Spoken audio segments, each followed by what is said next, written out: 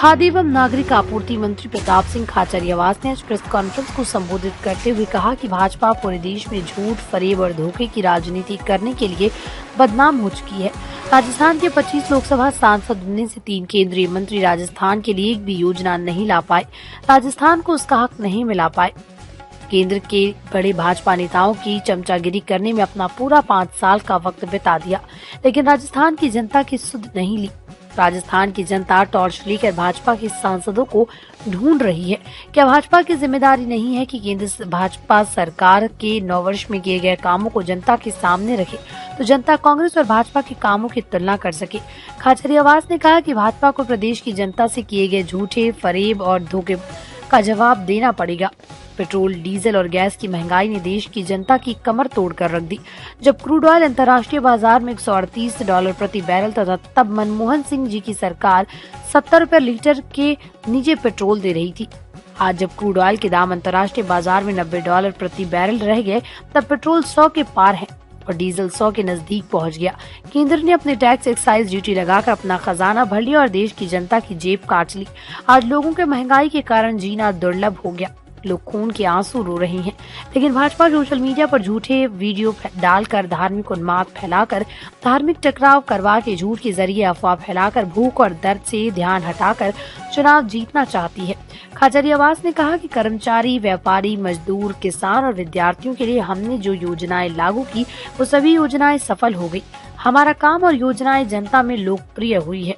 जनता हमारे साथ है, इसलिए कांग्रेस पार्टी राजस्थान में दोबारा सरकार बनाएगी। उन्होंने कहा कि भाजपा नेताओं को राजस्थान में सिक्योरिटी लेकर घूमना पड़ रहा है। पुलिस भाजपा कार्यालय की सुरक्षा कर रही है। भाजपा की पोल पूरी तरह खुल चुकी है। जो भाजपा चुनाव चिन्ह पर चुनाव लड़ने की बात कर रही थी, आज उसके उम्मीदवारों को भाजपा कार्यकर्ता ही क्षेत्र में नहीं घूमने दे रहे। इससे स्पष्ट है कि राजस्थान में कांग्रेस की दोबारा सरकार बनेगी और भाजपा का सफाया हो जाएगा। सब जगह सुनाई देती है और हमारे महात्मा गांधी मॉडल स्कूल और मॉडल स्कूलों में प्राइवेट स्कूलों की बजाय वो छोड़कर हमारे स्कूलों में एडमिशन लेना, 2 यूनिफॉर्म फ्री, ये सब काम हमारा जनता के सिर चढ़कर बोल रहा है, जनता में चर्चा है।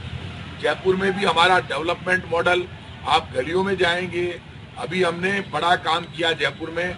आगे भी अभी हम लगभग 50 करोड़ की लागत से 5.5 किलोमीटर में पहली बार आजादी के बाद ये रामनगर क्षेत्र में 5.5 किलोमीटर में हाईटेंशन लाइन बना रहे हैं। आगे हमने 112 करोड़ की हाईटेंशन लाइन जो पहले से हमारा सैंक्शन है, वो मैं आपको ऑर्डर भेजूंगा सबको, वो हम उधर प्रेम गुजर की थड़ी से आगे प्रेम नगर, अशोक विहार, इधर आगे जो लाइन जा रही है उसको भी हमने सर्वे चालू हो गया, उसका 112 करोड़ का और टाइप भी हो गया। 112 करोड़ रुपए उसमें खर्च होंगे, वो भी हटने जाएगी।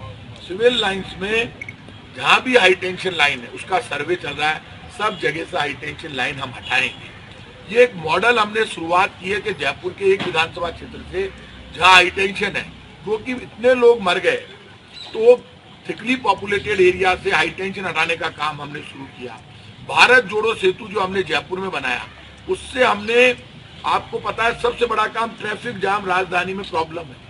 राजधानी में जब प्रॉब्लम है तो उससे काफी सुधार हुआ। पिछली बार हम अजमेर रोड की एलिवेटेड रोड लेकर आए, उससे ट्रैफिक नहीं तो आज बिल्कुल जाम हुई, हमारा हमने किया।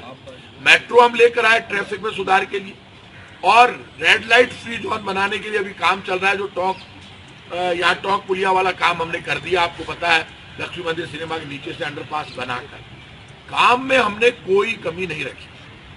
जयपुर में जब घाट की गुड़ी की टनल बनी, वो हमारा सेंट्रल पार्क ये हमने बनाया, नया सेंट्रल पार्क हमने बनाया।